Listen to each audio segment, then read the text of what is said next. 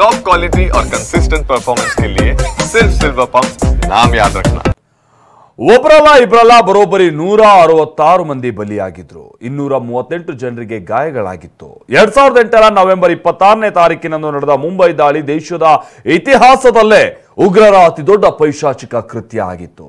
ಇಂಥ ಭಯೋತ್ಪಾದಕ ದಾಳಿಯ ಮಾಸ್ಟರ್ ಮೈಂಡ್ ಇಂಟರ್ನ್ಯಾಷನಲ್ ಉಗ್ರ ತಹವೂರ್ ರಾಣಾಗೆ ಎನ್ಐಎ ಬೆಂಡೆತ್ತುತ್ತಾ ಇದೆ, ಸತ್ಯ ಕಕ್ಕಿಸ್ತಾ ಇದೆ. ಮುಂಬೈ ದಾಳಿಯ ಸೂತ್ರಧಾರನನ್ನ ಬಯಲಿಗೆಳೆಯೋದಕ್ಕೆ 18 ದಿನ ಕಸ್ಟಡಿಗೆ ಪಡೆಯಲಾಗಿದೆ.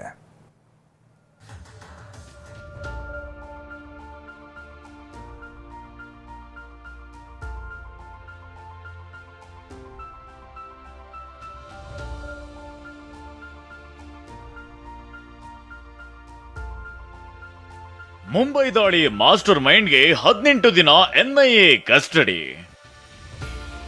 26 ಬಾರ್ 11 ಸಂಚು ರೂಪಿಸಿದ್ದೆ ತಹವೂರ್ ರಾಣಾ ಎಂದ ಎನ್ಐಎ.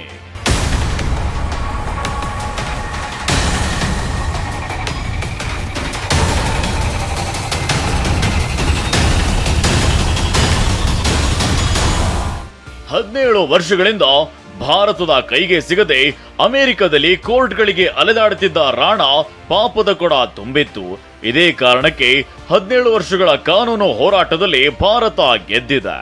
ರಾಣಾ ಅರ್ಜಿಯನ್ನ ವಜಾಗೊಳಿಸಿ ಭಾರತಕ್ಕೆ ಗಡೀಪಾರು ಮಾಡಿತ್ತು. ಅಮೆರಿಕದಿಂದ ಗಡೀಪಾರಾದ ಉಗ್ರ ರಾಣಾನನ್ನ ನಿನ್ನೆಯಷ್ಟೇ ಎನ್ಐಎ ಅಧಿಕಾರಿಗಳು ಭಾರತಕ್ಕೆ ಎಳೆದು ತಂದಿದ್ದಾರೆ. ದೆಹಲಿಯ ಪಾಲಂ ಏರ್ಪೋರ್ಟ್ಗೆ ಬಂದಿಳಿಯುತ್ತಿದ್ದಂತೆ ಬಂಧಿಸಿ ಪಟಿಯಾಲ ಹೌಸ್ ಕೋರ್ಟ್ಗೆ ಹಾಜರುಪಡಿಸಿದ್ರು. ಮಧ್ಯರಾತ್ರಿವರೆಗೆ ಕೋರ್ಟ್ನಲ್ಲಿ ನಡೆದ ವಿಚಾರಣೆಯಲ್ಲಿ ಎನ್ಐಎ ಪರ ಹಿರಿಯ ವಕೀಲ ದಯಾನ್ ಕೃಷ್ಣನ್ ಮತ್ತು ಎನ್ಐಎ ಪರ ವಿಶೇಷ ಅಭಿಯೋಜಕರಾದ ನರೇಂದ್ರ ಮಾನ್ 20 ದಿನಗಳ ಕಸ್ಟಡಿಗೆ ಕೇಳಿದ್ರು. ಇದಕ್ಕೆ ಹಲವು ಕಾರಣಗಳನ್ನ ಕೊಟ್ಟಿದ್ದಾರೆ.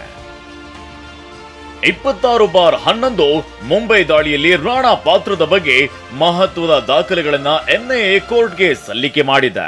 ಉಗ್ರ ರಾಣಾ ಕಳುಹಿಸಿದ ಇಮೇಲ್ಗಳ ದಾಖಲೆಗಳನ್ನ ಕೋರ್ಟ್ಗೆ ಎನ್ಐಎ ಸಲ್ಲಿಸಿದೆ.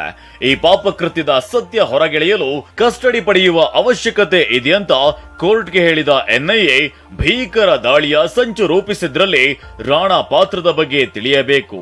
ಯಾಕಂದ್ರೆ ನಂಬರ್ 1 ಉಗ್ರ ಡೇವಿಡ್ ಕೋಲ್ಮನ್ ಹೆಡ್ಲಿ ಜೊತೆಗೆ ರಾಣಾ ದಾಳಿಯ ಬಗ್ಗೆ ಚರ್ಚೆ ಮಾಡಿದ್ದ. ಈತ ಭಾರತಕ್ಕೆ ಬರುವ ಮುನ್ನವೇ ದಾಳಿಯ ಬಗ್ಗೆ ಹೆಡ್ಲಿ ಜೊತೆಗೆ ಚರ್ಚೆ ಮಾಡಿದ್ದ. ದಾಳಿ ಮಾಡುವಾಗ ಎದುರಾಗುವ ಸವಾಲುಗಳು, ಅಡ್ಡಿಯಾಗಬಹುದಾದ ವಿಚಾರಗಳನ್ನ ಹೆಡ್ಲಿ ರಾಣಾಗೆ ಇಮೇಲ್ನಲ್ಲಿ ತಿಳಿಸಿದ್ದ. ಯಾರ್ಯಾರು ದಾಳಿ ಮಾಡ್ತಾರೆ ಅನ್ನೋ ವಿವರವನ್ನ ಕೂಡ ಹೆಡ್ಲಿ ರಾಣಾಗೆ ಕಳುಹಿಸಿದ್ದ ಇಮೇಲ್ನಲ್ಲಿ ಉಲ್ಲೇಖಿಸಿದ್ದ. ಇದೇ ಇಮೇಲ್ನಲ್ಲಿ ಎಲಿಯಾಸ್ ಕಾಶ್ಮೀರಿ ಮತ್ತು ಅಬ್ದುಲ್ ರೆಹಮಾನ್ ಬಗ್ಗೆಯೂ ಹೆಡ್ಲಿ ಇಮೇಲ್ನಲ್ಲಿ ಹೇಳಿದ್ದ ಅಂತ ಎನ್ಐಎ ವಾದ ಮಂಡಿಸಿದೆ. ಹೀಗಾಗಿ ರಾಣಾ ಡೇವಿಡ್ ಕೋಲ್ಮನ್ ಹೆಡ್ಲಿ ಜೊತೆಗೆ ಉಗ್ರ ಸಂಘಟನೆಗಳಾದ ಲಷ್ಕರ್ ಎ ತೊಯ್ಬಾ ಮತ್ತು ಹುಜಿ ಉಗ್ರ ಸಂಘಟನೆ ಜೊತೆ ಸೇರಿ ರಾಣಾ ಕೂಡ ಈ ಸಂಚಿನಲ್ಲಿ ಪಾಲ್ಗೊಂಡ ಆರೋಪವಿದೆ. ಪಾಕಿಸ್ತಾನ ಮೂಲದ ಮತ್ತಷ್ಟು ಸಂಚುಕೋರರು ಕೂಡ ಈ ದಾಳಿಯಲ್ಲಿ ಪಾಲ್ಗೊಂಡಿದ್ದಾರೆ. ಹೀಗಾಗಿ ತನಿಖೆ ನಡೆಸಬೇಕು ಅಂತ ಎನ್ಐಎ ವಾದಿಸಿತ್ತು. ವಾದ ಆಲಿಸಿದ ಪಟಿಯಾಲ ಹೌಸ್ ಕೋರ್ಟ್ 18 ದಿನಗಳ ಕಾಲ ಎನ್ಐಎ ಕಸ್ಟಡಿಗೆ ರಾಣಾನನ್ನ ನೀಡಿ ಆದೇಶಿಸಿದೆ. ತಹವೂರ್ ರಾಣಾ ವಿಚಾರಣೆಗೆ ವಿಶೇಷ ಸೆಲ್ ವ್ಯವಸ್ಥೆ. ಉಗ್ರ ರಾಣಾನನ್ನ ವಶಕ್ಕೆ ಪಡೆದಿರುವ ಎನ್ಐಎ ಅಧಿಕಾರಿಗಳು ದೆಹಲಿಯಲ್ಲಿರುವ ಎನ್ಐಎ ಪ್ರಧಾನ ಕಚೇರಿಯಲ್ಲಿ ಇರಿಸಿದ್ದಾರೆ. ಅಲ್ಲೇ ರಾಣಾನನ್ನ ವಿಚಾರಣೆ ನಡೆಸಲಿದ್ದಾರೆ. ಇದಕ್ಕಾಗಿ ವಿಶೇಷ ಭದ್ರತಾ ವ್ಯವಸ್ಥೆಯನ್ನ ಏರ್ಪಡಿಸಿದ್ದಾರೆ.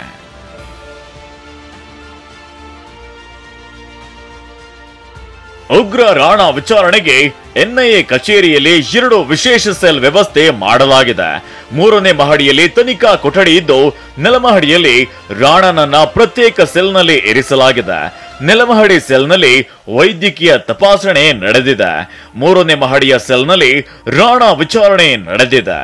ತನಿಖಾ ಕೊಠಡಿಗೆ 12 ಅಧಿಕಾರಿಗಳಿಗೆ ಮಾತ್ರ ಪ್ರವೇಶಕ್ಕೆ ಅವಕಾಶವಿದೆ.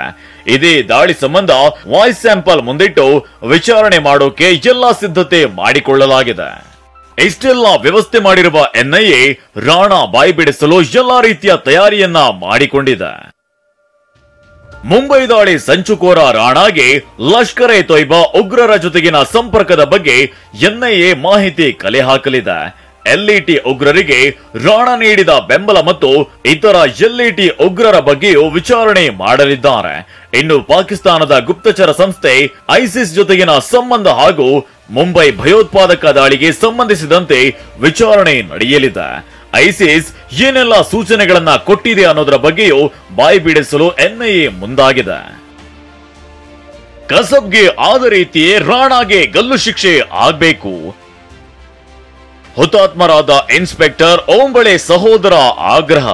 ಇನ್ನು ರಾಣಾಗೆ ಅಜ್ಮಲ್ ಕಸಬ್ಗೆ ಆದ ರೀತಿಯೇ ಗಲ್ಲು ಶಿಕ್ಷೆ ಆಗಬೇಕೆಂದು ದಾಳಿಯಲ್ಲಿ ಹುತಾತ್ಮರಾದ ಸಬ್ ಇನ್ಸ್ಪೆಕ್ಟರ್ ತುಕಾರಾಮ್ ಓಂಬಳೆ ಅವರ ಸಹೋದರ ಆಗ್ರಹಿಸಿದ್ದಾರೆ.